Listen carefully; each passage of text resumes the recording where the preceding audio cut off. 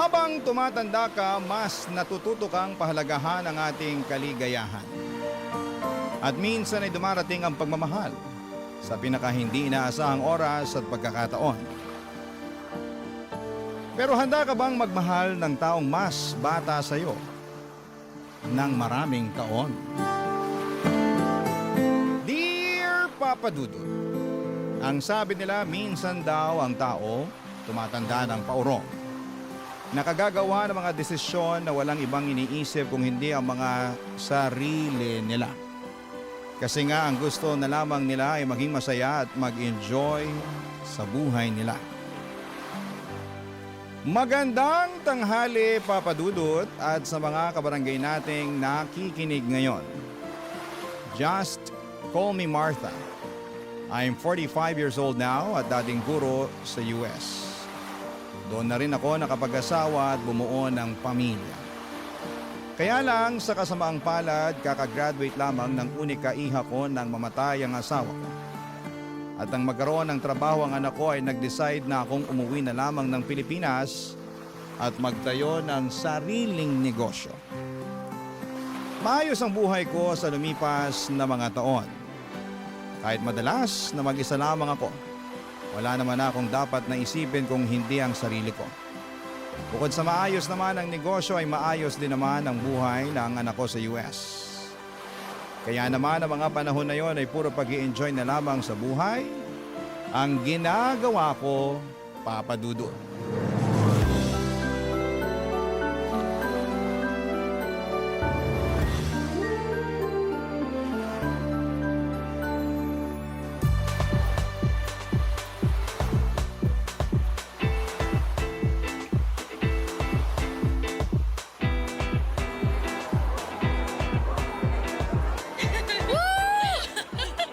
Sayaw pa tayo, Mars!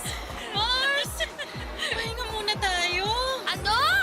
Ang sabi ko, magpahinga muna tayo kasi nangangawit na yung binti ko sa kakasayaw natin dito. Ay, ano ba naman yan, Mars? Sabi ko naman kasi sa'yo, dalasan mo pagsama sa akin sa gym. Gagawin ko talaga nang maabutan ko naman yung kaseksihan mo. Pero sa ngayon, umupo muna tayo kasi sumasakit na talaga yung mga kasukasukan. Ay, nako. Tara na nga dun sa table. Grabe, Mars! Ang taas pa rin talaga ng energy mo no hanggang ngayon. Hindi may dedenay na hawak mo pa rin yung title na Queen of the Dance Floor. Ay, nako. Maka-queen of the dance floor ka naman dyan. Totoo naman, Mars. Aba, tinalo mo pa sa pagsasayaw yung mga bagets na humahataw sa dance floor kanina, ah. Ay, mga kulang kasi sila sa exercise, kaya ang bilis nilang mapagod. Kung kasing sipag mo lang talaga ako mag-exercise, nako, baka magkasing sexy pa rin tayo hanggang ngayon. Naalala ko tuloy ng mga kabataan natin. Nagbibilang pa tayo ng mga nanliligaw sa atin. Pero, ikaw ang palaging nananalo dahil hindi hamak na mas maraming nagkakagusto sa'yo. Sino ba naman kasing hindi magkakagusto sa campus muse at queen of the dance floor ng batch natin? Ay, naku, matagal naman na yun, Mars. At matagal na ring lumipas ang kagandahan ng kabataan natin. Ay, Mars, teka. May nakatingin dito. Papalapit. Hi ladies. Free cocktails nga pala para sa inyo. Wow, free cocktails. Anong meron, Pogi? May special promo kasi kami tonight para sa mga best dancers sa floor kanina. Ay, kasama ba talaga ako dyan o para sa kaibigan ko lang yan? Hoy, Lani, ano ba yung sinasabi mo? Nakakahiya naman sa kanya. Baka mamaya kung anong isipin eh. Naku, ayos lang yon miss. Magaling ka naman talagang sumayaw kanina. I'm Jeric nga pala, isa sa mga DJ sa resto bar na to. Ah, oo, alam ko. Alam mo? Ibig sabihin, kilala mo na siya? Ay, hindi ko siya kilala, pero alam kong DJ siya. Kanina ko pa kasi siya nakikita na tumitingin sa'yo mula dun sa pwesto niya sa booth. Alam mo, Mars, kanina ka pa humihirit ng ganyan ha. Nakakaya na talaga dito kay Jeric. Jeric, pagpasensyahan mo na tong kaibigan ko ah. Ganyan lang talaga yung kakulit. Ayos lang miss. I'm Martha nga pala at siya naman si Lani. Nice meeting you ladies. I guess it's time for you to enjoy the drinks and the night. Thank you ulit dito sa cocktail na binigay mo, ha? You're welcome, Martha. See you later. Tama ba yung narinig ko, Mars? Tinawag ka niyang Martha! Ano namang problema doon? Ayun naman talagang pangalan ko. Wala man lang miss, ma'am, o madam. Martha talaga, ang FC, ha? Alam mo, Mars, malakas ang kutob ko na type ka ng bagets na yan. Ay, grabe ka naman mag-isip, Mars. Nagbigay lang ng cocktail, type na kaagad ako. Eh bakit naman hindi? Kanina ko pa kaya siya napapansin na panay ang tingin niya sa'yo mula dun sa may DJ booth. Tsaka, aminin mo, yummy si bagets. Oo, pero alam mo namang hindi ako pumapatol sa mas bata pa sa akin, no? Kasi ayokong ako yung mas nag-aalaga pagdating sa relasyon. Malay mo naman, mabago ni Bagets ang pananaw mo pagdating sa bagay na yan. Basta, malakas ang kutob ko, mukhang tinamaan sa'yo yang si Jerry.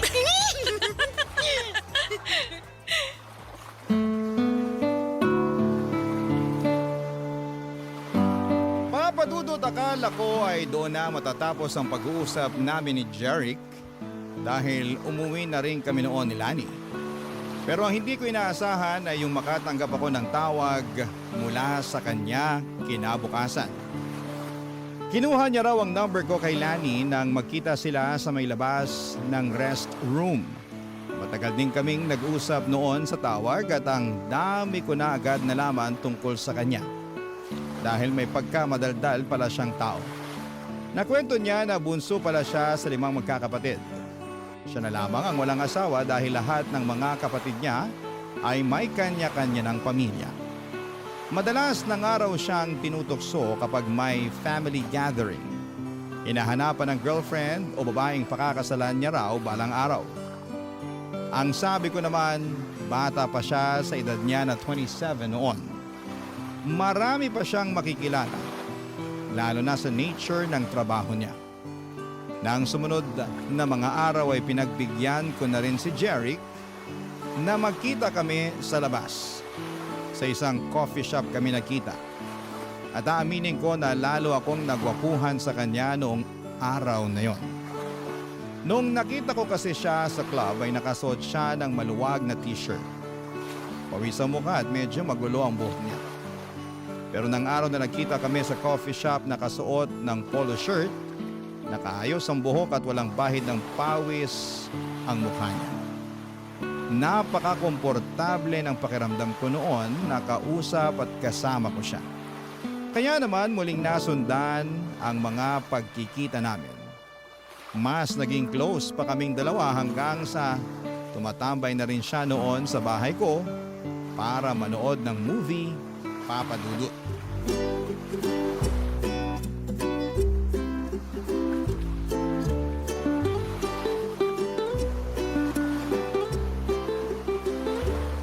Ang ganda ng ending ng movie, no?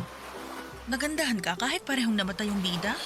Oo, kasi namatay sila na pareho nilang alam na mahal nila ang isa't isa.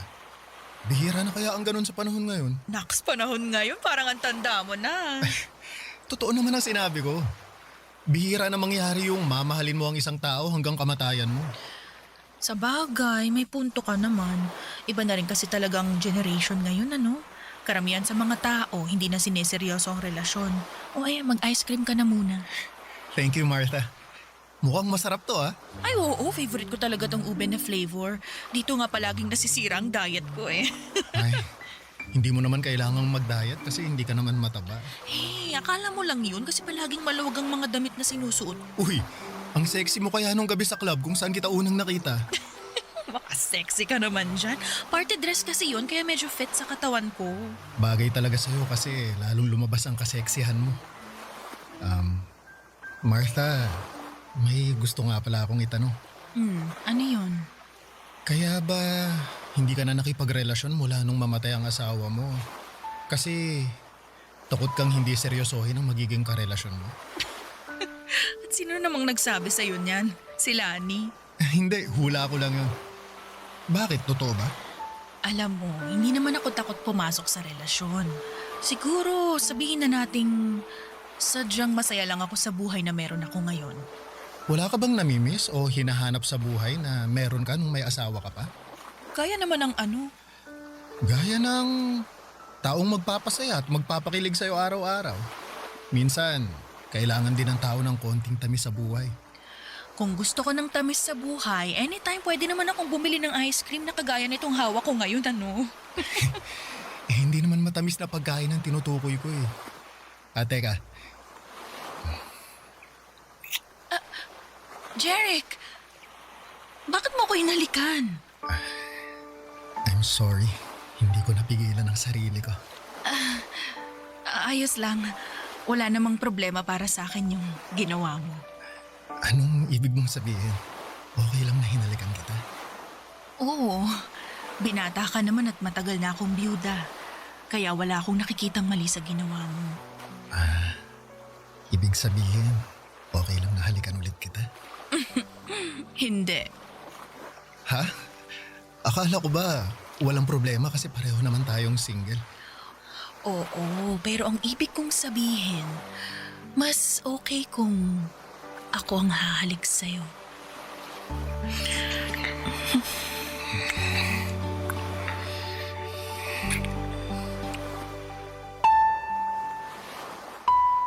Papadudot, hindi talaga ako attracted sa mga lalaki na mas bata sa akin. Never ako nag-entertain kapag alam ko na mas matanda ako. Ayoko kasi na ako ang nagdadala, pero iba ang charm ni Jeric. Kahit halos doble ang edad ko sa kanya ay nakita ko na medyo matured na siyang mag-isip at magsalita. Alam ko rin naman na hindi pera ang habol niya sa akin dahil may kaya rin siya sa buhay. Walang ibang responsibilidad kung hindi ang sarili niya. At ramdam ko na maganda ang intensyon niya para sa akin. Ayun nga lang ay hindi ko alam kung ano na ba ang estado ng relasyon namin noon. Pero ayos lang naman sa akin kasi wala pa rin sa isipan ko na pumasok sa seryosong pakikipagrelasyon. Ang mahalaga sa akin noon ay nag-e-enjoy ako sa kung ano ang meron sa aming dalawa ni Jeric Papadudut. Barangay Love Stories. Barangay Love Stories. Papadudut na uwi rin po sa relasyon ang namamagitan sa amin ni Jeric. Siya mismo kasi ang humingi ng label at assurance sa aming dalawa. Gusto niya raw kasi na masiguradong wala ng ibang lalaki ang aaligid sa akin. Kahit nga ang kaibigan kong si Lani ay kinikilig noon sa aming dalawa ni Jeric. Sinabi niya na mukhang seryoso daw sa akin si Jeric. Inamin ko naman noon sa kanya ang katotohanan na hindi ako seryoso sa kung anuman ang meron sa amin ni Jeric. Oo, masaya at nag-i-enjoy ako sa company niya. Lalo na at first time kong makipagrelasyon sa mas bata sa akin. Pero wala talaga sa isipan ko na seryosohin ang kung anuman ang namamagitan sa aming dalawa. Pakiramdam ko rin naman noon, Papadudut, ay nasa stage si Jeric ng pag-i-explore. Kasama na ang pakikipagrelasyon sa mas matanda sa kanya. Ramdam ko na pareho kami ng hinahanap sa isa't isa. Gusto lamang naming mag-explore at mag-enjoy. At natagpuan namin yon sa isa't isa noon, Papadudut.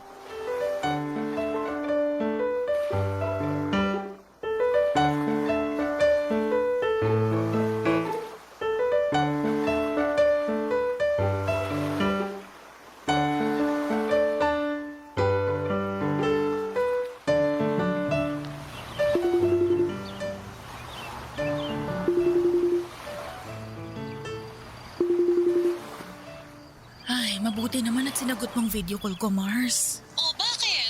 Akala ko ba kasama mo si Jeric sa birthday celebration ng kabarkada niya ngayon? Oo nga, nandito kami ngayon sa bahay ng kaibigan niya. Eh bakit parang inip na yung mukha mo? Tsaka, bakit parang nasa labas? Eh, nandito ako sa may garden nila eh. Mag-isa ka lang dyan? Oo, sinabi ko kay Jeric na magpapahangin lang muna ako dito sa garden. Nilalamok na nga ako dito eh. Ano ba kasing naisip mo at pumunta ka mag-isa dyan sa garden? Mars, naiinip na ako sa loob ng bahay kasama yung mga kaibigan ni Jeric. Yung iba sa kanila, ang lakas magyosi. Eh tapos hindi pa ako makarelate sa pinag-uusapan nila. Ano ba kasing mga pinag-uusapan nila na hindi ka makarelate, Mars? Eh, tungkol sa mga trending na video sa social media. Mga trending na sayaw at kanta. Tinuturuan pa nga nila ako ng dance step. Sabi ko masakit ang binti ko kaya sa susunod na lang. Dapat pinakitaan mo sila ng Martha dance step mo. Ay naku Mars, kung nakita mo lang sila kanina, iba ang mga trip nilang mga sayaw talaga. Hindi carry ng katawan ko. At saka alam mo ba, pati pala size at design ng brat underwear pinag-uusapan na ng mga bagets ngayon. Ay, talaga ba? Oo, yung isang babae nga ron, kulang na lang maghubad at ipangudngod ang dibdib niya doon sa mga kasama namin. Grabe talaga mga kabataan ngayon, no? Ay naku, sinabi mo pa Mars. Akala ko liberated na ako sa lagay na to Iba pa rin pala talaga yung mga kabataan ngayon. Ay, oo. Ibang-iba talaga sila ngayon kumpara sa atin. Pero, maiba ako. Alam mo, pakiramdam ko, seryoso na yan si Jeric sa relasyon yung dalawa. Ha? Bakit mo naman nasabi yan? Kasi pinakilala ka talaga niya sa buong barkada niya. Hindi ba normal naman yun? Kung kasing edad natin siya, walang espesyal dun sa ginawa niya. Pero dahil malayo ang agwat ng edad natin sa kanya, gusto niya na ipakita sa'yo at sa barkada niya na proud siya sa relasyon yung dalawa. Babe! Ay, Mars, nandito na pala si Jeric. Tawagan na lang ulit kita mamaya, ha? Ay, sige. Mamaya na lang natin ituloy ang chikahan natin. Bye! Eto, iced tea oh. Thank you, babe. Bakit pala hindi ka na bumalik sa loob? Honestly, medyo naiinip kasi ako Hindi ako makasabay sa pinag-uusapan ng mga kaibigan mo. Ganun ba? Sobrang excited pa naman sila na makabanding ka. Lalo na si Paula, yung nagtuturo ng dance step sa'yo kanina. Hindi ko rin naman kasi masabayan yung dance step na tinuturo niya. Alam mo naman ako, hindi ako ganun sumayaw. Oo, alam ko. Sorry, binida ko kasi na magaling kang sumayaw pero iba nga lang sa mga trip nila. Ayos lang. Pasensya na rin kung hindi ako makasabay sa trip ng mga barkada mo, ha? Pero hindi mo naman kailangang pilitin na sumabay sa kanila Gusto mo ba umalis na lang tayo? Ha? Okay lang ba sa'yo? Oo naman. Ayoko na sayangin mo yung oras mo dito nang dahil sa akin, lalo na kung hindi ka naman pala nag-e-enjoy. Mabuti pa, manood na lang tayo ng sine. Maaga pa naman, kaya siguro may mapipili pa tayo ng magandang movie. Sige. Mas gusto ko nga yung idea mo na yan, babe. Sige, ako na lang ang taya ngayon sa movie ticket at popcorn natin. Uy, teka, anong ikaw? Ako ang taya kasi ako ang nagyaya na lumabas tayo ngayon Kaya tara, magpaalam muna tayo sa mga kaibigan ko bago tayo umalis. Papadudot yun ang unang pagkakataon na nakilala ko ang mga kaibigan ni Jerry. Ayoko pa nga sanang sumama kaya lang ay napilitan na rin ako nang medyo magdrama siya sa akin. 3 buwan na rin kasi ang relasyon namin noon at matagal na niya akong kinukulit na gusto na niya akong ipakilala sa mga kaibigan niya. Palagi raw kasi niyang kinukwento sa kanila at sobrang curious na sila na makilala ko. Kaya naman nang magpa-party ang best friend niya para sa birthday nito ay pumayag na akong sumama para makilala ito at iba pang mga kaibigan ni Jerry. Sa totoo lang, isa sa mga dahilan kung bakit ayaw ko makipagrelasyon sa mas bata sa akin ay yung mga bagay na kinasanayan nila. Mga party, alak, vape at kung ano-ano pa. Kahit na ilang taon akong tumira sa US ay hindi ako kasing liberated na mga ibang kabataan ngayon. At yung mga kaedad ni Jeric, hindi rin ako makarelate sa mga pinag-uusapan nila na trending sa social media dahil hindi ako madalas na mag-internet talaga papadudot. Bagay na nararamdaman ko ang pagkakaiba.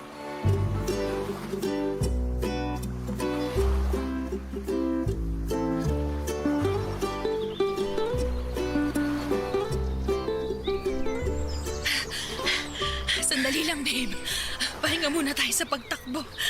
Medyo hinihingal na kasi. O sige babe, sakto. Upo tayo dun sa may waiting shed. Eto, bottled water. Thank you, babe. Pahinga muna tayo ng ilang minuto dito. 2 kilometers na lang naman ang kulang natin Ano? 2 kilometers pa? Oo, konti na lang yun kasi naka 3 kilometers na tayo. Mamatay-matay na nga ako sa katatakbo natin kanina Pwede naman nating mas bagalan ng takbo mamaya para matapos mo yung running workout natin ngayon. Ay, sige. Ang mahalaga naman matapos ko kahit hindi ganun kabilis, tama ba? Oo, kahit lakad takbo pa ang gawin natin mamaya. Yan talagang gagawin ko kasi baka hindi na ako makapag-gym bukas. Pero alam mo, ang galing mo nga babe. Dati 1 kilometer pa lang, tumitigil ka na kaagad sa pagtakbo. Ngayon nakadiretso ka na ng 3 kilometers na takbo. Palakas ka na ng palakas sa pagtakbo, babe. Paano ba naman ako hindi lalakas? Napakahigpit pero napakahati naman ng running coach ko. Naku, yung hati medyo tagilid tayo dyan. Pero yung mahigpit ako na running coach, i-claim ko na yan kasi para sa'yo din naman ang paghihigpit na ginagawa ko eh. Oy, teka, anong hindi ka hati? Halos nakahabol tingin sa atin yung mga babaeng naka-sports bra na nadadaanan nating tumatakbo kanina. Akala mo hindi ko napansin yun, ha? Nabilisan lang sila sa pagtakbo natin kaya sila napalingon. Ikaw talaga kung ano na naman yung iniisip mo. Babe, di ba nabanggit mo na mahilig ding mag-jogging si Trish? Palagi nga niya akong sinesenda ng picture niya sa mga fun run na sinasalihan niya sa US. Madalas din siya nagkikwento tungkol sa personal record na nahihit niya sa pagtakbo niya. At natutuwa talaga ako kapag yun ang topic namin dahil alam ko na pinaghirapan niya yun. Nakakatuwa naman at yun ang madalas niyang ikwento sa'yo. Naku, oo. Kaya nga nakahiligan ko rin ang pagtakbo dahil sa kanya. Ngayon lang talaga ako mas sinisipag. Bakit mo nga pala natanong? Wala lang. Iniisip ko lang kung ano kaya ang pwede naming pag-usapan na alam kong pareho kaming makaka-relate sa topic. Anong ibig mong sabihin na topic na pag-uusapan yun ng anak ko? Ang ibig kong sabihin, gusto ko lang na maging komportable siya, nakausap ako. Pag pinakilala mo na ako sa kanya. Abay, bakit mo naman naisip ang tungkol sa bagay na yan? Syempre, doon din naman tayo kasi papunta, di ba? Ipapakilala mo rin ako sa anak mo bilang boyfriend mo. Kasi babe, gusto na kita mapakilala sa parents ko eh. Plano ko nga na isama ka sa family gathering namin next week para makilala mo na rin ang ibang kamag-anak ko. Ay, teka, hindi ba parang masyado namang mabilis sa mga plano na nasa isip mo, babe? Maglilimang buwan pa lang ang relasyon natin. Babe, kagaya nga ng sabi ko kanina, doon din naman tayo papunta. Ipapakilala mo ako sa anak mo at ikaw naman, ipapakilala ko sa pamilya ko. Kaya bakit pa natin patatagalin yun? Pwede naman natin gawin yun habang maaga pa. Huwag kang mag-alala. Mabait ang pamilya ko, lalo na si Mami. At sigurado ako na magkakasundo kayong dalawa. Papadudot, nagulat talaga ako nang sabihin ni Jeric na gusto na niya akong ipakilala sa pamilya niya. Nang marinig ko yun mula sa kanya ay kinabahan talaga ako. Hindi dahil sa excitement, kung hindi alam kong gusto ng iba na ang gustong mangyari ni Jeric sa relasyon namin. Papadudot, doon ko naramdaman na mukhang tama si Lani sa palagi niyang sinasabi na seryoso na si Jeric sa kung ano ang meron sa aming dalawa. Oo, may mga oras noon na nagpaplano si Jeric para sa future naming dalawa at gusto niya na sa susunod na taon ay kumuha na kami ng bahay para sa aming dalawa. Gusto niya rin na pagkatapos daw ng kasal namin ay sa ibang bansa kaming mag-honeymoon. At kung sino lang ang dapat na maging bisita sa araw ng kasal. Marami pa siyang mga plano at hindi ko naisip talaga na seryoso siya sa mga bagay na yon, Papadudot. Pero kinakabahan ako ng dahil doon. Barangay Love Stories. Barangay Love Stories. Papadudot, nagsimula na po akong makaramdam ng pagkailang kay Jeric noon. Para bang nabawasan yung kilig at excitement na nararamdaman ko noon. Oo, at naging masaya ako sa relasyon namin, pero hindi talaga pumasok sa isipan ko na magiging seryoso siya sa akin. Na magiging seryoso kaming pareho. Kaya nga kapag nagtatanong siya kung kailan ko siya ipapakilala sa anak ko, ay umiiwas akong sagutin yon, Papadudot. Dahil wala akong balak na ipakilala siya sa anak ko na halos ilang taon lang ang tanda niya. Hindi ko rin ma-imagine ang sarili ko na magpapakasal ulit tapos sa mas bata pa sa akin. Doon na po ako nagdesisyon na simulang iwasan si Jeric. Binawasan ko yung mga oras na magkasama kami. Gumagawa ako ng dahilan kapag nag-aaya siya ng date. Sinasabi ko na umalis ako ng bahay at may mga kailangan na ayusin sa negosyo. Napapadalas tuloy noon ang pagdadrama niya sa akin. Dahil hindi ko sinasagot ang mga tawag niya. Sandamakmak na chat or text message naman ang natatanggap ko mula sa kanya. Hanggang sa isang araw ay hindi ko na siya naiwasan nang bigla siyang pumunta sa bahay, Papa Dudut. Sakto naman na may ine-expect ako na delivery kaya lumabas ako at pinagbuksan ko siya ng gate ng mga oras na yon.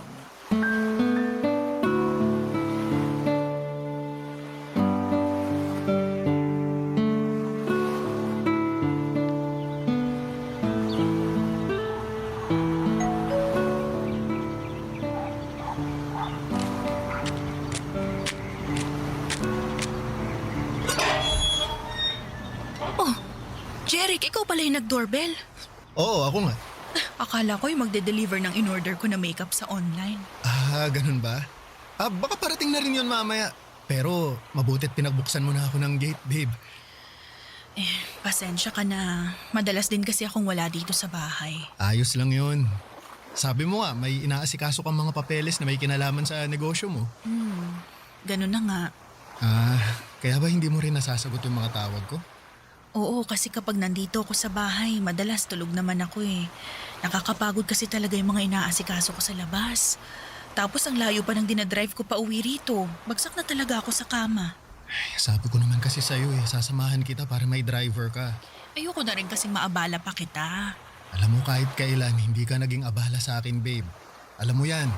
At alam mo rin na ayokong masyado mong binibigay sa akin ng mga oras mo. May trabaho ka at sariling buhay na dapat asikasuhin. Pero parte ka naman ng buhay ko, kaya dapat inaasikaso din kita, babe. Kaya kong asikasuhin ang sarili ko. Hindi ka dapat mag-alala sa akin, Jeric. May problema ba tayo? Ha? Wala naman. Sigurado ka? Jeric, pwede bang sa ibang araw na lang tayo mag-usap? Gusto ko sanang... Kung wala tayong problema, bakit tinatawag mo ako sa pangalan ko at hindi babe? Pwede bang sa ibang araw na lang natin pag-usapan to? Teka nga. Jeric! Iniiwasan mo ba ako? Please, gusto ko sana muna magpahinga. Gusto ko lang namang malaman kung ano bang dahilan ng pag-iwas mo sa akin, babe. Kung may nagawa ba akong hindi mo nagustuhan, pwede mo naman kasi akong kausapin eh. Ano? Kaysa... Gusto mo ba talagang malaman, Jeric? Gusto ko ng space. Space? Bakit? Anong nagawa kong mali para humingi ka ng space sa akin? Wala, okay? Wala kang nagawang kahit anong pagkakamali. Gusto ko lang huminga muna. Yung makakakilos ng hindi ko kailangan ipaalam sa'yo yung bawat galaw ko. Babe, kung nasasakal ka lang pala sa ginagawa ko, pwede naman akong mag-adjust. Hindi mo naman kailangan sagutin palagi lahat ng mga chat o tawag ko sa'yo eh. O kung gusto mo, babawasan ko rin ang mga pag-chat o tawag ko. Babe, hindi mo kailangan humingi ng space sa akin. Hindi mo ba talaga nakukuha yung point ko, Jeric? Gusto ko lang namang maintindihan mo na pwede naman nating ayusin to nang hindi tayo lumalayo sa isa't isa eh. Pero space nga mula sa'yo ang gusto ko. Yun ang gusto ko na ibigay mo sa akin. Martha, please. Martha, huwag mo naman gawin sa akin to. Umalis ka na, Jeric. Martha! Huwag ka nang gumawa ng gulo dito. Umalis ka na. At kung pwede lang ha, huwag mo kong i-chat o tawagan. Gusto ko munang matahimik ang mundo ko mula sa'yo. Kaya please lang, layuan mo muna ako. Papadudot ilang araw pa akong kinulit ni Jeric noon hanggang sa tuluyan na niya akong binigyan ng space. Sa totoo lang ay medyo nakahinga ako ng maluwag nang sa wakas ay nagawa kong humingi ng space sa kanya. Medyo nasasakal at nauumay na rin kasi ako sa sobrang kaswitan niya. At hindi ko na rin gusto ang mga planong binubuo niya para sa aming dalawa. Ayoko na siyang paasahin pa, Papa Dudut. Ayoko nang isipin niya na pareho kaming seryoso sa relasyon naming dalawa. Hindi ko naman kasi talaga alam na aabot sa puntong gusto niya akong pakasalan sa hinaharap.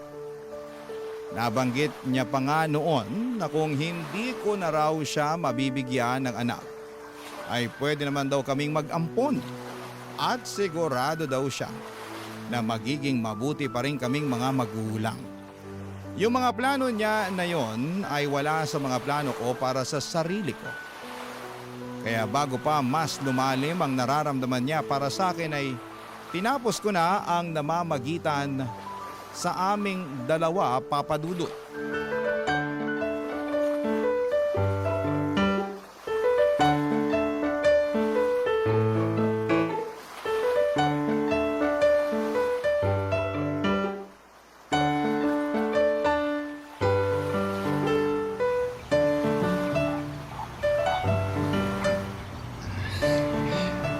Martha, pwede ba tayong mag-usap?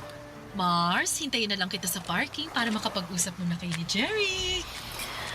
Sige, Mars. Tungkol saan pa bang gusto mong pag-usapan natin, ha, Jeric? Siyempre, Jeric, hindi pa ba malinaw sa'yo ang lahat? ang alin ba, Martha? Humingi ka lang naman ng space sa akin, di ba? At binigay ko yun sa'yo. Siguro naman oras na para ayusin na natin tong dalawa. Wala na nga tayong dapat ayusin. Hindi mo pa rin ba talaga nakikita yun? Pero ano ba talagang nagawa kong mali, Martha? Bakit bigla na lang gusto mo nang tapusin ang relasyon nating dalawa? Dahil alam kong wala nang patutunguhan tong ginagawa natin. Itong relasyon natin. Paano walang patutunguhan?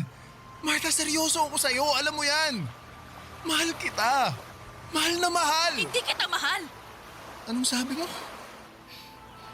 I'm sorry, pero kailangan na nating tapusin ang lahat sa ating dalawa. Sorry kasi nakikipag-break ka na talaga sa akin?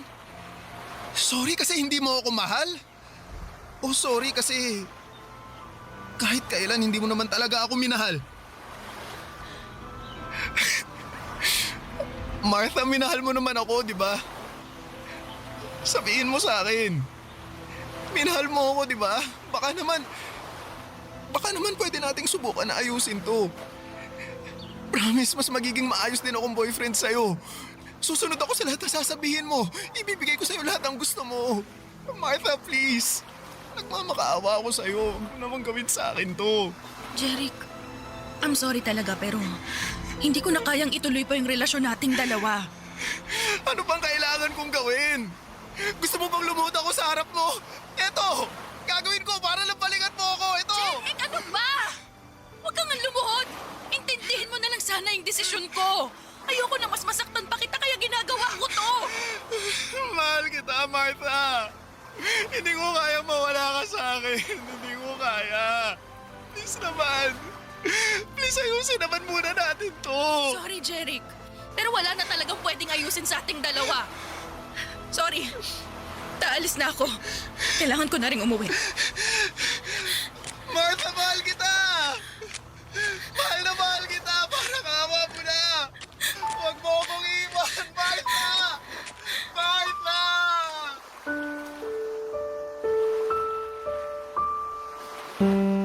Papa Dudut, hindi rin naman naging madali sa akin ang pakikipaghiwalay kay Jerry.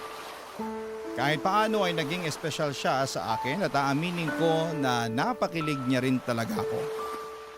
Para kung bumata ng 10 taon ang mga panahon na magkarelasyon kaming dalawa. Wala siyang ibang pinaramdam sa akin kung hindi puro kilig at saya lamang.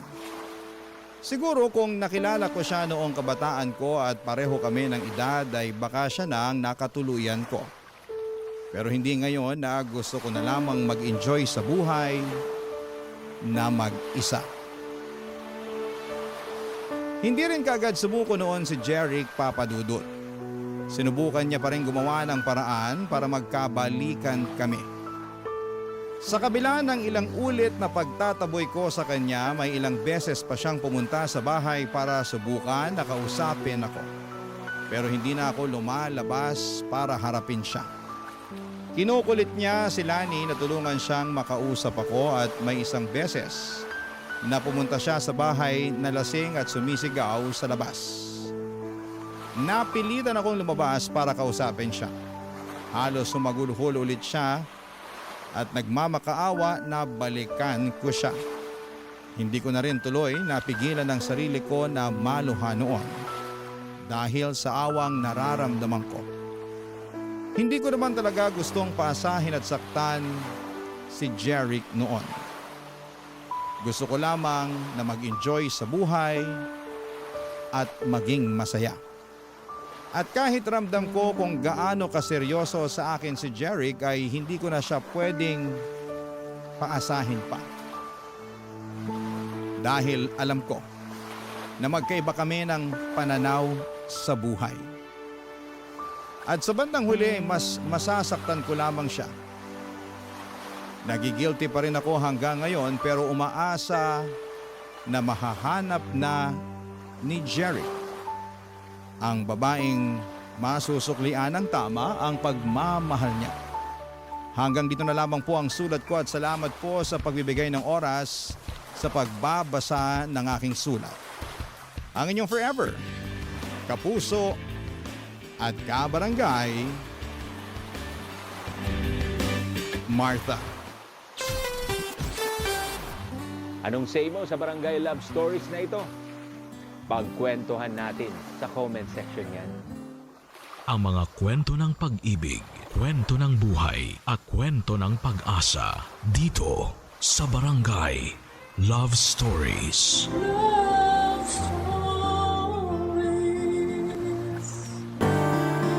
Walang perpektong pamilya. Bawat isa ay may kakulangan at kapintasan. Ngunit ang importante ay akuin natin ang mga pagkukulang na yon at gawin natin ang lahat upang makapagbagong buhay. Ikaw, kabarangay, gaano mo kamahal ang iyong pamilya? Dear Papa Dudut, magandang araw sa inyo at sa mga kabarangay nating mahilig makinig sa Barangay Love Stories. Tawagin niyo na lamang po ako sa pangalang Sherilyn. 55 anyos at naninirahan dito sa Bicol. Neto ko lang na-discover ang programa ninyo noong minsan ko itong napakinggan via online. Kaya naman nagpatulong ako sa kumare at kaibigan kong si Grace na magpadala ng sulat sa inyong programa. Gusto ko sanang ibahagi ang istorya ng buhay ko na nangyari noong 1993 noong nasa Maynila pa kami nakatira. 18 anyos pa lamang at magtatapos sa high school. Lumaki ako sa broken family at nakatira sa poder ng nanay ko kasama ang aking stepfather at 2 nakababatang kapatid. Pero 6 talaga kami at ako ang panganay. Ang 3 ko pong kapatid ay nasa poder ng mga tatay nila dahil magkakapatid lamang kami sa ina. Pero kahit nakatira kami sa isang bubong ay hindi malapit ang loob ko sa aking nanay Ninita. Sa katunayan ay mas tinuturing ko pang ina, ang Lola Lloyd ako.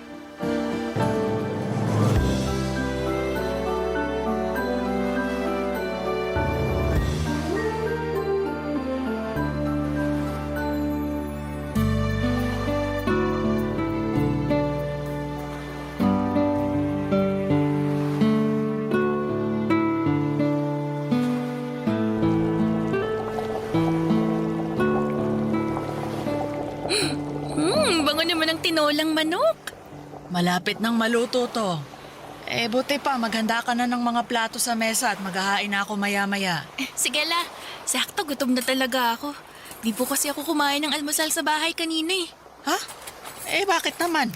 Wala lang po, hindi ko lang gusto kasabay sila nanay tsaka yung pamilya niya. Bakit? Saka anong pamilya niya pamilya mo rin naman sila. Nakalimutan mo na ba na mga kapatid mo sa ina yung mga anak nila ng tatay-tatayan mo? Hindi ko po nakakalimutan yun, pero ewan, pakiramdam ko po talaga hindi pamilyang turing nila sa akin kaya gano'n na rin yung nararamdaman ko. Kumbaga, magkakasama lang kami sa bahay pero wala talaga akong kakampi dun. Anong ibig mong sabihin? Pinagtutulungan ka ba ng mga kapatid mo? Minsan, pero hindi naman ako papatalo sa kanila dahil mas malaki pa rin ako sa kanila. Tirising ko sila eh. Ay, tigilan mo nga yan. Hindi yan gawain ng isang ate. Dapat magpasensya ka sa mga kapatid mo at maging mabuting ehemplo sa kanila. Ewan ko po la, pero pakiramdam ko talaga ibang-iba kami. Kahit kami ni nanay, Di rin naman kami magkasundo pag nasa bahay. Kaya nga mas gusto ko na lang dito sa inyo kasi mahal niyo ako eh. Mahal ka rin naman ng nanay mo. Oh, ito na ang niluto kong tinola para sa'yo, Apo. Teka, ilagay ko lang dito sa mesa. Ay, upo na tayo para makakain na. Yun oh! Grabe, ang bangot. Mukhang masarap. Masarap talaga yan kasi ako ang nagluto niyan. At niluto ko yan para sa'yo. Kain ka ng marami, Apo, ha? Apola, salamat po talaga ha. Saan? Sa tinola? Opo, pero hindi lang po sa tinola. Salamat sa lahat-lahat kasi pag nandito po ako sa inyo, pakiramdam ko hindi ako nag-iisa tapos meron akong kakampi. Di tulad pag nasa bahay ako, kaya ayoko dun eh.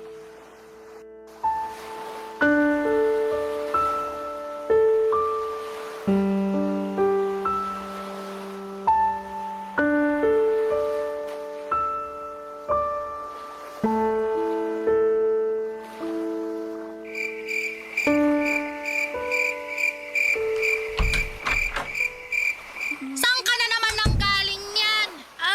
Kinalola po. Buti na isipan mo pang umuwi. Akala ko kasi doon ka na naman matutulog kagaya ng palagi mong ginagawa. Mahiya-hiya ka naman, Sherilyn.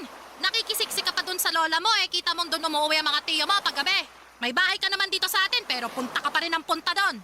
Alam ko naman po na may bahay tayo kaya nga po ako umuwi, di ba? Ano sinabi mo? Sinabi ko lang naman po yung totoo. Saka bakit po kayo nagagalit sa akin? Lola ko naman po yung pinupuntahan ko doon. Magalit kayo kung sa ibang bahay ako pumunta at hindi kina lola. Magagalit talaga ako lalo na kapag hindi ka nagpapaalam. Nay naman eh. Hindi na po ako bata na kailangan niyo pang alamin kung saan pumupunta. Hoy! Para sa kaalaman mo, bilang nanay mo nag-aalala ako na baka bigla na lang may mangyaring masama sa'yo. Tapos, hindi ko alam kung sa kahanapin o sino sisisihin ko. Tapos mamaya, baka mabuntis ka pa bigla. Ang bata-bata mo pa. Alalahanin mo bawal ka pa magka-boyfriend. Hindi po mangyayari yun kasi hindi naman ako katulad nyo. Ano sinabi mo? Totoo naman, di ba? Maaga kayo nung nabuntis sa akin, tapos iba-iba pa yung mga tatay namin ng mga kapatid ko.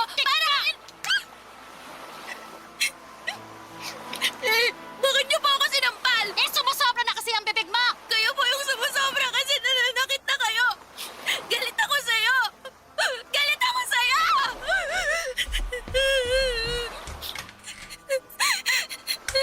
Sherilyn! Sherilyn! Lumabas ka na sa kwarto mo! Hindi ko kahit tapos mag-usap! Hoy, balik na! Hoy, lumabas ka dyan! Lumabas!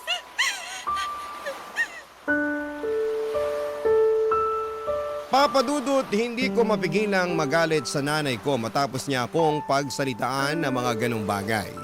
Pakiramdam ko ay nagmamalinis siya samantalang siya nga ang gumawa ng bagay na kinakatakutan niyang mangyari sa akin katulad ng pagkabuntis ng maaga. Sa bagay, lumalabas na takot siya sa sarili niyang multo. Sumasama tuloy ang aking loob. Bukod doon ay nasasakal din ako sa paraan ng pagdidisiplina niya sa akin kaya naman mas lalo akong nagrebelde. Nawala na rin ang prioridad ko sa pag-aaral at natuon ang aking atensyon sa mga barkada. Pagkasama ko kasi sila, pakiramdam ko ay hindi ako nag-iisa at nakakahinga ako ng maluwag kumpara kapag nasa bahay namin. At hindi ngayon nakawala sa mapanuri at mapag-usisang mata ni Tito Ryan, Papa Dudut.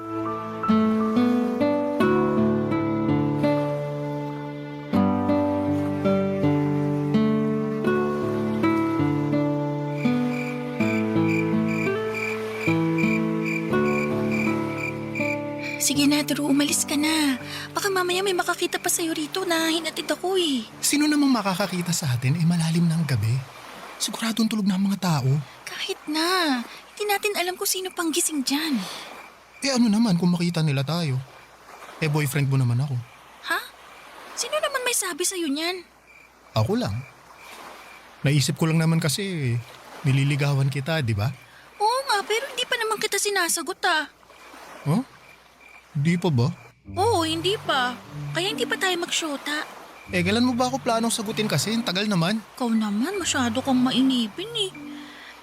Pero alam mo, matagal ko na rin talagang pinag-iisipan na sagutin ka. May nararamdaman na rin kasi ako sa'yo eh.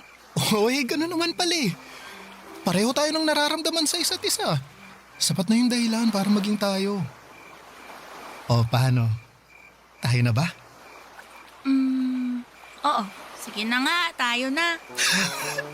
Yes! Kami na! Kami na ni Sherilyn! Ano ba naman? Kasasabi ko lang na huwag kang maingay, di ba? Pasensya na. Di ko lang napigilan kasi sobrang saya ko eh. Ipigilan mo muna kasi baka pag may nakarinig, lagot tayo. Buti pa, umuwi ka na sa inyo. Papasok na ako sa amin kasi baka magising si nanay tapos hanapin pa ako, lagot ako dun. O sige, pero pwede bang balik muna sa pisngi? Ha? Sige na, balik na ako. Isa lang, sige na. Sige na nga, pero isa lang ha. Pagkatapos nito, papasok na ako sa loob ng bahay. Oo, isa lang.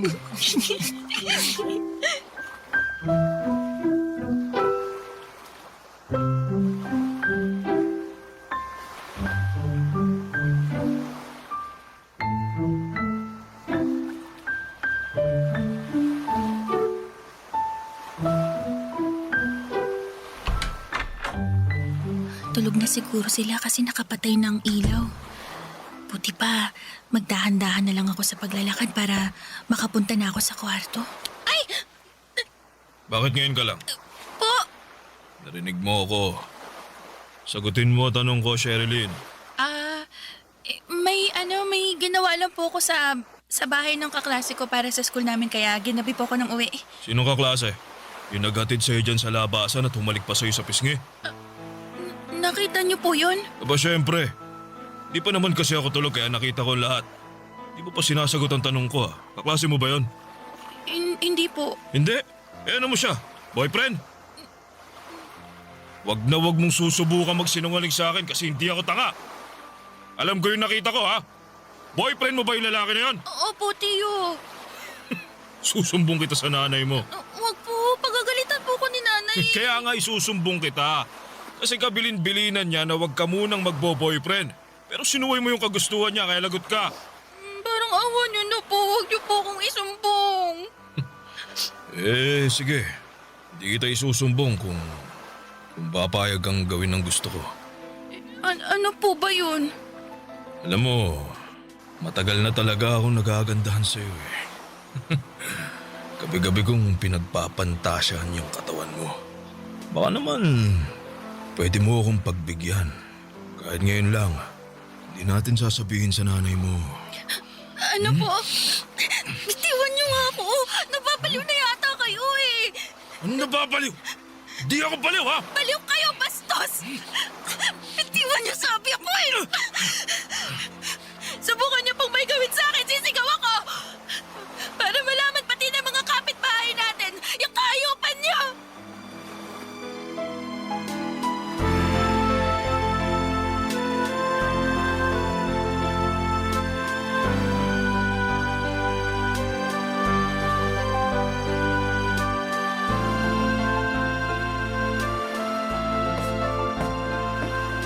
O, tamang-tama! Kasi kanina pa kita inaantay na magising. Bakit po? Nagtanong ka pa talaga? Sinumbong ka lang naman sa akin ang Tio Ryan mo na nakita ka raw niya kagabi na hinatid ng boyfriend mo dyan sa tapat ng bahay natin. Hinalikan ka pa nga raw niya sa pisngi. Totoo ba yan, ha? Sagutin mo yung tanong ko! Totoo bang boyfriend mo yon, ha? Opo. Anak ka ng... Kabilin-bilinan ko, nabawal ka pa mag-boyfriend, di ba? Ano naman po bang pakialam niyo kung magka-boyfriend na ako? Matanda na ako. Wala ka pang alam sa mundo! Kayo po yata yung walang alam lalo na sa nangyayari sa bahay Ano natin. ibig mong sabihin, ha? Para sa kaalaman niyo. Pinagtangkaan lang naman akong gahasain ni Tio Ryan. Kapalit ng hindi raw niya pagsusumbong sa inyo. O tapos, ngayon sinisiraan mo ng tiyo mo kasi sinumbong ka sa akin? Anong klaseng utak meron ka, Sherilyn? Hindi magagawa ng tiyo mo yon kasi mabuti siyang tao. Kung meron mang masama rito, ikaw yon kasi pasaway at sinungaling ka! Papa Dudut, yun na yata ang pinakamasakit na ginawa ng nanay ko sa akin. Bukod sa pinaramdam niya na hindi niya ako prioridad bilang anak. Ang sakit pala na hindi ka paniwalaan at ipagtanggol ng tao na una mong inasahan na gagawa noon dahil magkadugo kayo. Kaya naman mas nadagdagan lamang ang hinanakit ko sa kanya ng mga panahong yon. At bunga na rin ang takot ko sa stepfather ko na baka ulitin niya pa ang pagtatangka sa akin ay nagdesisyon akong gawin ang isang bagay na matagal ko nang pinag-iisipan na gawin. At yun nga ay ang lumayas sa pamamahay namin. Bit-bit ang ilan kong damit at gamit na inimpake ko sa aking itim na bag at kakaunting pera papadudot na tinabi ko mula sa aking baon. Ay nakapagdesisyon na akong umalis sa aming bahay noong sumunod na araw para makalaya ako sa pagdurusa at makalaya ako sa hinanakit na dulot ng pamilyang aking kinagisnan. Oras na para isipin ko naman ang ikagaganda ng buhay ko. Barangay Love Stories. Barangay Love Stories. Papadudot nakituloy ako sa bahay ng boyfriend kong si Drew at sakto lang ang laki ng tinitirhan nila at kasama niya roon ang mga magulang niya at 3 nakatatandang kapatid na babae. Mabait naman sa akin si Drew at tinanggap naman ako ng kanyang pamilya noong nakiusap siyang makikitira ko doon. Pero sa una lang pala yon at puro lamang sila pakitang tao. Tumira kami doon ng 2 buwan at hindi nagtagal ay lumabas din ang tunay nilang kulay lalo na noong nabuntis ako ni Drew. Sa katunayan ay hindi nila tinago sa akin ang pagkaayaw nila na nakikisiksik ako sa pamamahay nila. Nalaman ko rin ang totoo na dismayado sa akin ang nanay niya dahil nag-aaral pa nga kami ng mga panahong yon. Tapos ay magkakaanak na. Hindi rin naman ako may pagtanggol ni Drew dahil mas kampi pa siya sa kanyang pamilya. Kaya noong naramdaman kong wala na akong puwang sa pamamahay nila, ay muli akong nag-alsa banutan at umuwi sa lola ko. Tinanggap niya ako sa poder niya at namasukan naman ako bilang trimmer sa isang patahian para makaipon ng pera. Hindi nagtagal ay nagsilang ako ng isang malusog na sanggol na babae.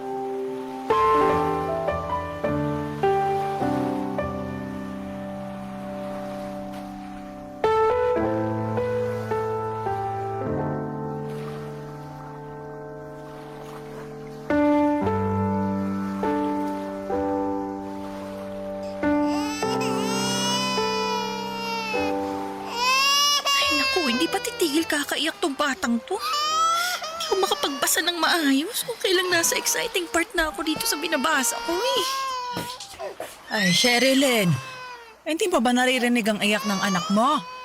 Kulang na lang kabaging tong bata. Maawa ka naman sa kanya. Buti pa, kargahin mo na muna tong apo ko. Kawawa sa'yo yung anak mo eh. Ay, na baby. Andito na si Lola. Sus, paano naging kawawa yan ang ayos-ayos ng higaan niya? Nakadede na rin at napalitan ng diaper. Yung ibang bata nga dyan walang maayos na hinihigaan. Tapos gutom, hindi nakakaranas magsuot ng diaper. Ano bang pinagsasasabi mo dyan? Hindi naman yun ang ibig kong sabihin Para kasing yun na rin yung pinalalabas nyo sa pagkakasabi nyo, kawawa naman yung anak ko eh. Kawawa ang anak mo kasi hinahayaan mo lang umiyak. Samantalang andyan ka naman sa tabi niya at nagbabasa lang naman ng libro. Lumalabas na mas inuuna mo pa yan kaysa patahanin yung anak mo. Lola naman, ito na nga lang yung libangan ko kapag wala akong trabaho tapos sinisita nyo pa. Hindi ko sinisita ang libangan mo. Pero baka nakakalimutan mong dapat unahin mo ang responsibilidad mo sa anak mo. Kakainis namang responsibilidad yan. Anong pinagsasasabi mo? Bakit ka naiinis anak mo to? Sinabi ko bang hindi? Natural, anak ko yan kasi galing niya sa tiyan ko. Pero nakakasawa na rin kasing alagaan yan la.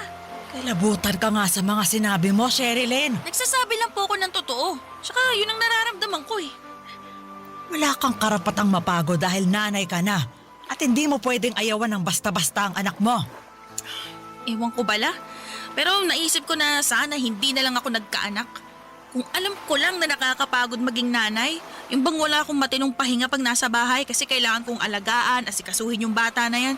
Hindi na nga rin ako nakakakain ng maayos kasi gusto lagi magpakarga. Ingay-ingay pang umiyak, kala mo inaapi. Sana talaga pinalaglag ko na lang yan dun pa. Nasisiraan ka na ba talaga ng ulo? Paano mo naisip yan sa sarili mong anak? Baka sumpain ka ng langit sa mga pinagsasabi mong yan, Sherilyn. Eh, so nahihirapan ako, ano gusto niyong gawin ko?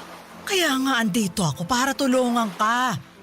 Ako ang nag-aalaga at nagbabantay sa anak mo kapag nasa trabaho ka, hindi ba? Makakasigurado ka na ligtas ang anak mo kasi apo ko rin naman ang batang to. Pero pag nandito ako sa bahay, hindi nga ako makapagpahinga ng maayos, La. Pagod na nga ako sa trabaho pati ba naman dito sa bahay, pagod pa rin ako, tapos kasalanan pa ng batang yan. Ganyan talaga pag may anak ka na. Meron ka ng responsibilidad.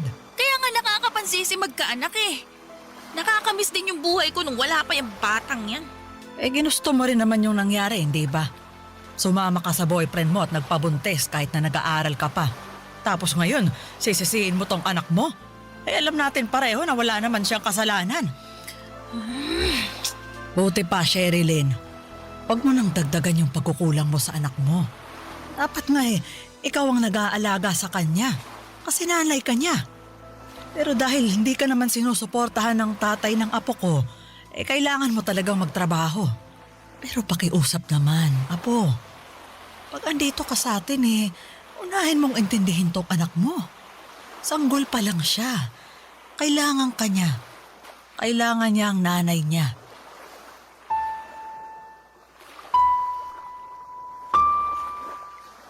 Papa Dudut, mahal ko naman ang aking anak at masaya ako noong sinilang ko siya. Pero aminado ako na kinasawaan at kinapaguran ko talaga ang pag-aalaga sa kanya.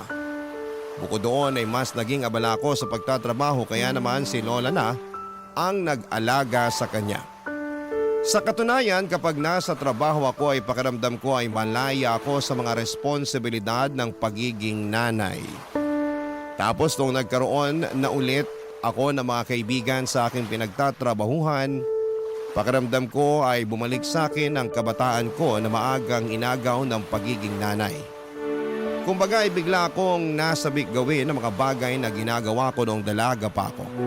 Kaya nga kahit na nakokonsensya dahil dapat inaalagaan ko ang anak ko, lalo na kapag wala akong pasok ay mas nanaig pa rin sa akin ang impluwensya ng mga katrabaho ko ng mga panahong yon, Papa Dudut.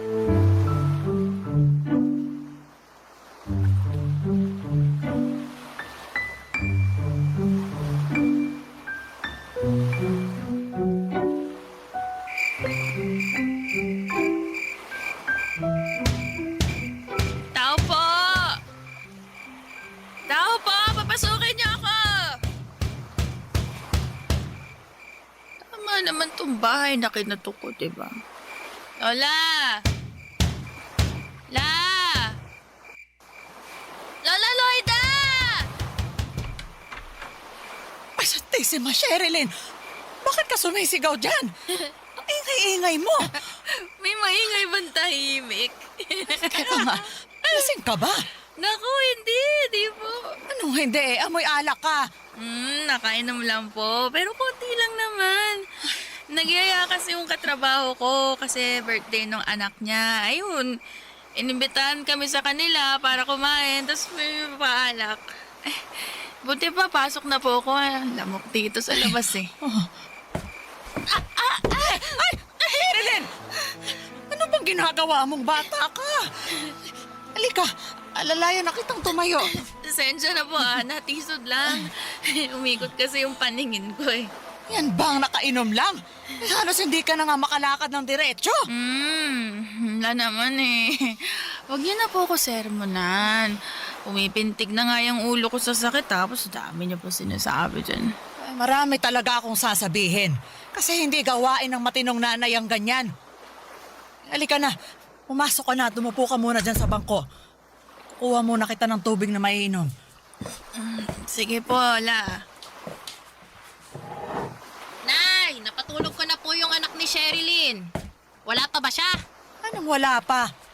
Ayan lasing na lasing nga. Nay, ano pong ginagawa niyo rito kay na Lola? Tinalo ko lang ang nanay ko. Eh ikaw, bakit lasing ka? Tsaka anong oras na Uwi ba yan ng isang matinong nanay?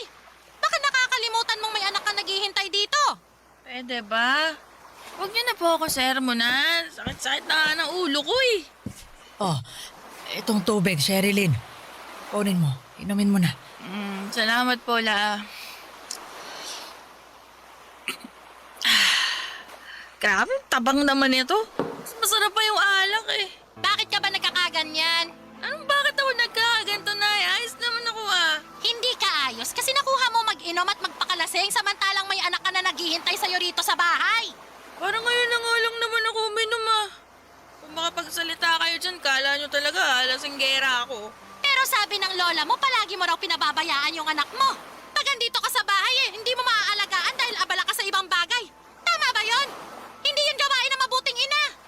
Ano po bang alam niyo sa pagiging mabuting ina? Hindi nga kayo naging ganun sa akin tsaka sa iba kong mga kapatid Anong sinabi mo? Sherilyn, huwag mo akong sagutin ng ganyan ng nanay mo. Hindi, sasagutin ko siya kasi masyado siya nagmamalinis eh.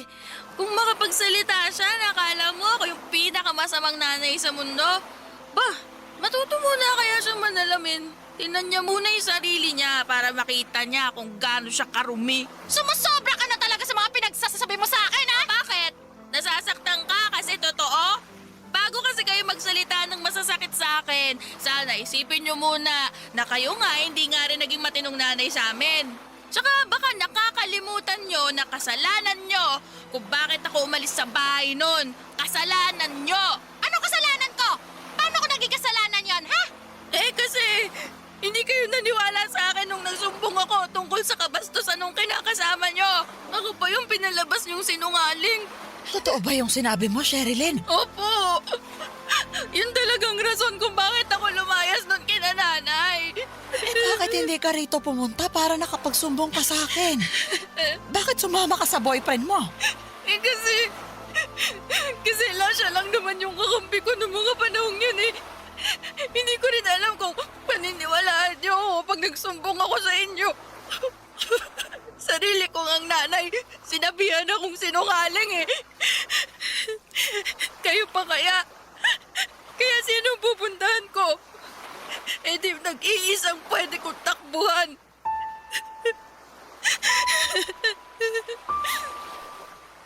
Papadudot masama ang loob ko sa nanay at lola ko dahil pakiramdam ko ay pinagtulungan nila ako ng mga panahong yon. Nagkampihan sila at pinamukha sa akin na ako na ang pinakamasama at pabayang nanay sa buong mundo samantalang hindi rin naman sila perpekto. Hindi rin naman sila naging mabuting nanay sa mga anak nila kaya pare-pareho lamang kami. Nang dahil sa away namin yon ay lumayo ang loob ko sa kanila at buti na lang at nandyan ang mga katrabaho ko na handang makinig sa mga kwento ko tungkol sa pamilya namin. Isa nga sa kanila ay sinulsulan ako na lumayas na raw sa amin at sumama na lamang kay Samuel. Katrabaho rin namin at kursonada ako. Papadudot, hindi nagtagal ay nagdesisyon ako makipagtanan sa kanya at iwanan ng lola ko at ang aking anak. Papadudot. Barangay Love Stories. Barangay Love Stories. Papadudot mula Maynila ay inuwi ako ni Samuel sa Bicol dahil doon nakatira ang kanyang pamilya. Bale nangungupahan lang siya sa Maynila at nakipagsapalaran lamang doon. Noong nakipagtanan ako sa kanya ay nagdesisyon siyang umuwi sa probinsya nila upang doon maghanap ng trabaho. Nakapasok siya bilang kargador sa palengke habang ako ay nakatira sa bahay ng mga magulang niya. Aminado ako na mayroong agam-agam sa puso ko na muling makisama sa pamilya ni Samuel dahil ayoko nang maulit ang pinagdaanan ko noon sa pamilya ni Drew. Pero napagtanto ko na wala namang perpektong pamilya at dahil ako ang dayo ay kailangan ko talagang makisama. Kaya naman yun ang ginawa ko, papadudot.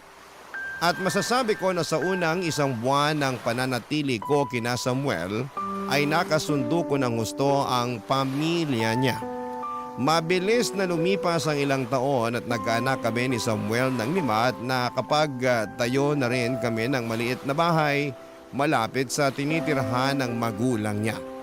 Taong 2005 nang lumuwas kami ng kinakasama ko sa Maynila dahil kinakailangan naming i-confine sa ospital doon ang bunso naming may sakit sa puso. Kaya lang, bigla ko namang dong nakita si Lola Papadudut.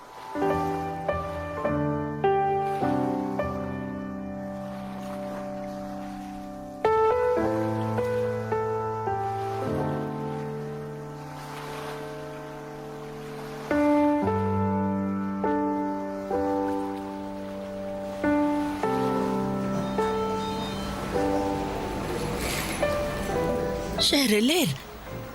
Sherilyn, ikaw nga. Lola, Ako nga. anong ginagawa niyo rito? Bakit kayo nasa ospital? Kasama ko ang anak mo. Nakapila kami para makapagpa-check up siya. Pero kinailangan kong pumunta sa butika. Kaya iniwan ko muna siya kasamang tiyo niya. Ganun po ba? Ano ba namang klaseng tanong yan? Hindi mo ba itatanong kung anong sakit niya o kung kumusta na ba siya? Pasensya na po pero hindi na ako interesadong malaman. At bakit? Saka, bakit ngayon ka lang nagpakita sa amin? Saan ka ba pumunta nung umalis ka sa bahay natin noon? Wala na ho kayo doon, La. Anong wala na ako doon? Iniwan mo nga sa akin yung anak mo. Matagal ko na pong kinalimutan na anak ko siya. Saka may sarili na akong pamilya ngayon. Meron na rin akong mga anak kaya bakit ko pa siya iisipin? May sarili rin ho akong problema, La. Pero anak mo pa rin siya. At kahit na pagbalik-balik na rin mo ang mundo, hindi mo na mababago ang bagay na yon. Anong klaseng nanay ka kung di minsan hindi sumagi dyan sa isip mo kung kumusta na yung anak na iniwan mo sa akin? Ganyan na ba talaga katigas ang puso mo? Matigas na akong matigas pero hindi po ba kayo nakikinig? Matagal ko nang kinalimutan yung anak kong yan. Hindi na ako nanay niyan. Hindi pa ako handang maging nanay sa kanya noon kaya hindi niyo ako masisisi kung inuna ko yung sarili ko. Tapos ngayon, handa ka nang maging nanay sa iba mong anak? Oo, ganun na nga. Hindi mo ba naisip kung ano na lang ang mararamdaman ng anak mo pag nalaman niya yung mga pinagsasasabi mo? Sigurado ako na masasaktan siya ng husto. Wala na nga ho akong pakialam kahit masaktan siya o kung ano pang isipin niya. Basta ang mahalaga sa akin ngayon ay mga anak ko sa kinakasama ko. Sa kanila ako magpapakananay at hindi sa batang yun. Sa inyo na lang siya, total, mas malapit naman kayo sa isa't isa. Natatandaan ko na tumatahan siya pag karga-karga niyo pero kung ako yung bumubuhat sa kanya kung todo iyak siya. Kakaaburido. Wala ka kasing tiyaga, saka iyakin naman talaga ang mga bata. Huwag mong sabihin hindi. May mga anak ka na rin naman, hindi ba? Basta. Kahit ano pang sabihin nyo, ayoko sa batang yan.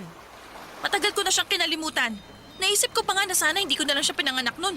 Hindi na ako interesado na malaman ng tungkol sa kanya kasi hindi na ako ang nanay niya. Kaya wala na akong pakialam sa kanya. Mag-ingat ka sa mga sinasabi mong yan.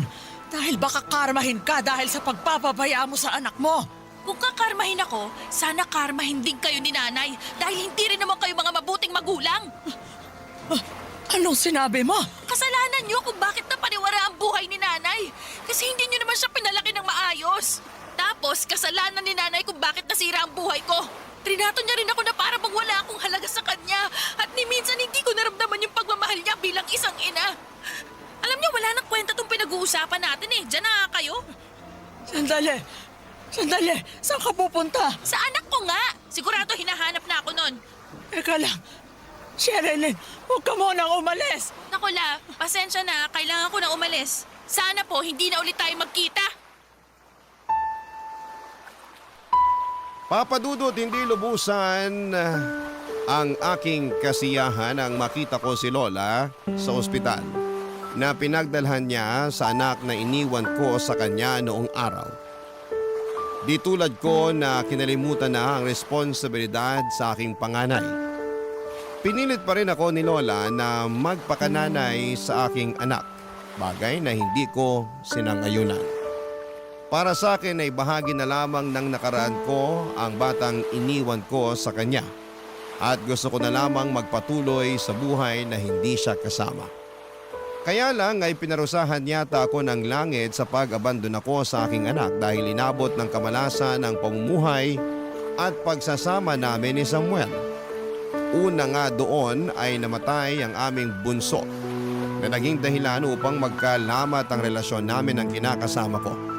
Pangalawa ay natuto siyang mambabae at nalulong sa bisyo, kaya kinailangan kong magtrabaho upang buhayin ang 4 pa naming mga anak. Mabilis na lumipas ang ilan pang taon. Lalong humirap ang buhay namin. Namatay na rin si Samuel noong pandemic at nagsilakihan na rin naman ang mga anak namin pero tila ba wala silang pakialam sa akin. Doon ko nga biglang naalala yung anak na iniwan ko kay Lola, Papa Dudut.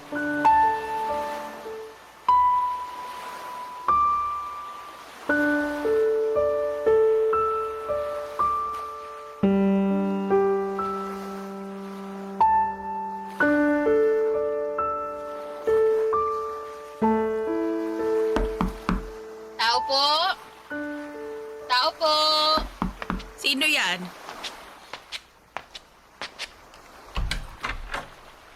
Sino ka, Neng? Ako po si Cecil. Sinabi sa akin na dito raw po nakatira si Sherilyn. Hinahanap ko po siya. Ha? Bakit mo naman hinahanap? May importante po kasi akong sasabihin sa kanya. Ako si Sherilyn. Ano ba sasabihin mo?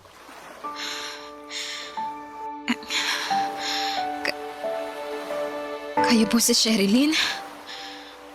Kayo po yung nanay ko? Ha? Ano ba pinagsasasabi mo? Hindi ako ang nanay mo. Paano kita naging anak? Sige nga. Baka po nakalimutan niyo lang pero anak niyo po ako. Ako po si Cecil. Yung baby na iniwan niyo noon kay Lola Loida. Cecil? Opo. Pwede ko po ba kayong yakapin? Sige. Pwede naman. Salamat po. Huwag ka nang umiyak dyan. Pati tuloy ako naiiyak na rin dito. Hindi ko lang po kasi mapigilan. Lalo sobrang saya ko dahil sa wakas nahanap at nakita ko na po kayo. Masaya rin naman ako pero paano nangyari yon? Paano mo ko nahanap? Bakit mo ko hinahanap? Mahaba pong kwento eh. Kung ganun pumasok ka muna rito sa bahay ko at maupo ka para makapagkwentuhan naman tayo. Pasensya ka na kung barong-barong lang tong tinitirhan ko. Naku, ha? wala naman pong kaso yun. Pasok na po ako. Sige, pasok ka. Gusto mo ba ng tubig? Kaya lang hindi malamig eh. Ay, hindi po. Ayos lang po ako. Hindi mo pa sinasagot yung tanong ko, Cecil. Bakit mo ba ako hinahanap? Ang laki-laki ng kasalanan ko sa'yo nung baby ka pa. Wala na po sa akin yun. Kinalimutan ko na po yun kasi sinabi sa akin ni Lola na nanay ko pa rin naman daw kayo.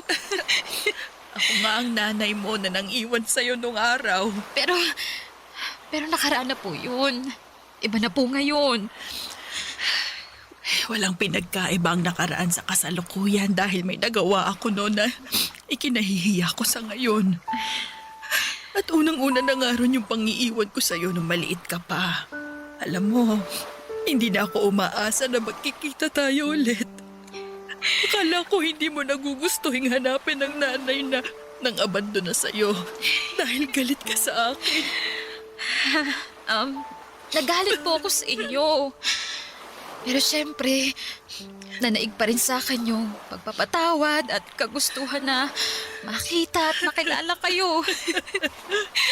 Pakiramdam ko kasi hindi buo yung pagkatao ko hanggat hindi ko nagagawa yung bagay na yun, Nay. Kaya nga, sinaga ako hanapin kayo. Naku nalaman mo pa tuloy ang sitwasyon ko at mag-isa na lang ako sa buhay. Dahil yung ibang mga anak ko may kanya-kanya ng pamilya. Sigurado ako ganun ka rin. Nay, wala pa po akong sariling pamilya. Abala po kasi ako sa negosyo ko sa Maynila. Kaya nga po, kung gusto nyo, pwede ko kayong isama. Tumira na kayo sa bahay ko para magkasama na po tayo. Kahit namang gustuhin ko hindi ko naman maiiwan tong lugar na to. Dito na ako tumira at tumanda. Hindi na ako mabubuhay sa Maynila. At saka, ayos lang naman ako rito. Kaya ko ang sarili ko. Ayaw niyo po ba akong makasama? Gusto. Pero sana maintindihan mo na matanda na ako. Hindi na rin ako sanay bumiyahe ng malayo. Madali na rin akong mapagod. Sakitin na. Ayoko naman na problemahin mo pa ako kapag tumira ako doon ang kasama ka. Ang gusto ko, mabuhay ka na hindi mo na ako iniisip. Kasi nakaya mo nga noon na mabuhay na wala ka sa piling ko. Ayos lang ako rito. Kaya ko ang sarili ko.